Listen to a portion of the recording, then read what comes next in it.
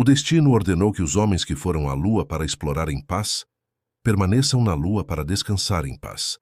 Esses bravos homens sabem que não há esperança de resgate, mas eles também sabem que há esperança para a humanidade em seu sacrifício. Essas palavras nunca foram ditas na TV. Este é o discurso In Event of Moon Disaster, no caso de desastre lunar. Ele foi escrito por William Safire para o presidente Richard Nixon ler ao vivo, caso Neil Armstrong e Buzz Aldrin ficassem presos no solo lunar. Eles não tinham como voltar se o motor falhasse. O plano era simples: cortar a comunicação e deixá-los lá para morrer sufocados ou de fome. Nós comemoramos o sucesso, mas esquecemos o quão perto eles estiveram da morte. Hoje, vamos reabrir a caixa preta da Apollo 11. Esqueça a glória. Vamos falar sobre o medo. No universo, cada resposta gera novas perguntas. 16 de julho de 1969. 3 homens aceitam sentar na ponta de um cilindro de 110 metros de altura, carregado com 2,5 milhões de quilos de combustível explosivo. O Saturno V não era apenas um transporte. Era a máquina mais perigosa já construída. A engenharia era analógica. Rebites, soldas feitas à mão, válvulas mecânicas. Havia uma chance calculada de 1 em 10 de o foguete explodir na plataforma. Quando os motores F1 ligaram, a vibração foi tão violenta que os sismógrafos registraram um pequeno terremoto na Flórida. Dentro da cápsula, os astronautas não conseguiam ler os painéis. A vibração fazia seus olhos tremerem dentro das órbitas. Neil Armstrong, Buzz Aldrin e Michael Collins. Eles não eram apenas pilotos, eram cobaias de um experimento balístico. A velocidade de escape para sair da Terra é de 40.000 km/h. Pense nisso. Eles estavam mais rápidos que uma bala de fuzil.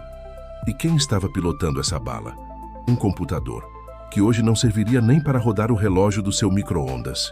Este celular tem, em média, 8 GB de memória RAM. O computador de guiagem da Apollo, AGC, tinha 4 KB. Não, eu não falei errado. 4 KB.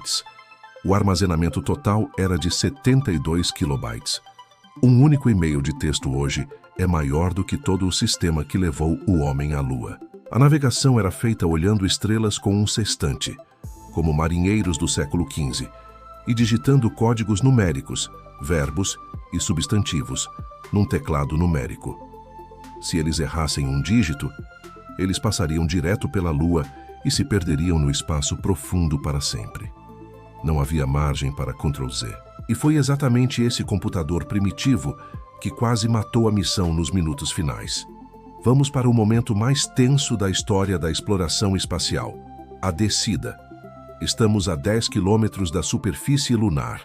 O módulo lunar Eagle está caindo de barriga para baixo.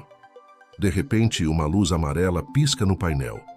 Program Alarm 202. Neil Armstrong, com sua calma lendária, pergunta a Houston: "Dê-nos uma leitura do alarme 202. Ninguém sabia o que era aquilo na hora. O computador estava gritando que estava morrendo. Executive Overflow. O radar de encontro, que serviria para a volta, foi deixado ligado por erro, e o computador estava recebendo mais dados do que seus 4 KB de memória aguentavam. O computador estava reiniciando, várias vezes, durante o pouso.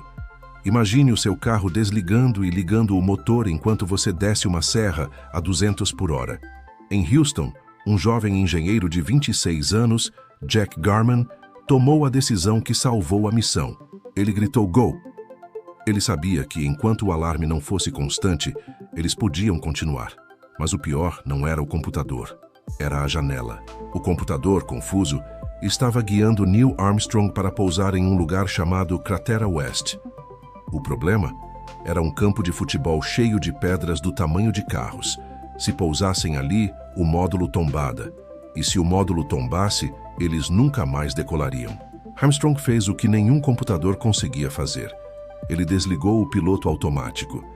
Ele assumiu o controle manual de uma nave instável, com a gravidade da Lua puxando-o para baixo. Ele teve que planar horizontalmente procurando um lugar plano. Mas isso gastava combustível, muito combustível. Em Houston, o controle da missão parou de respirar. O diretor de voo, Gene Kranz, ouvia a contagem regressiva do combustível. 60 segundos. Eles ainda não tinham tocado o chão. 30 segundos. Se o combustível chegasse a zero, eles teriam que abortar a missão instantaneamente, separando a nave no ar. Uma manobra arriscadíssima. Neil Armstrong estava pilotando com o coração a 150 batimentos por minuto. Faltavam menos de 20 segundos de combustível quando os sensores tocaram o chão. A luz azul, Contact Light, acendeu. O motor desligou. Houston, aqui, base da tranquilidade. A águia pousou. Do outro lado, em Houston, o controlador Charlie Duke respondeu. Nós temos um monte de caras aqui que estavam quase ficando azuis. Estamos respirando de novo. Eles caminharam por apenas 2 horas e meia. Mas o milagre não foi caminhar. Foi chegar lá e voltar vivo. Quando Michael Collins, que ficou no módulo de comando orbitando a Lua sozinho, passou pelo lado escuro, ele foi o ser humano mais solitário da história. Ele estava isolado de toda a raça humana, pela massa da Lua. Sem rádio.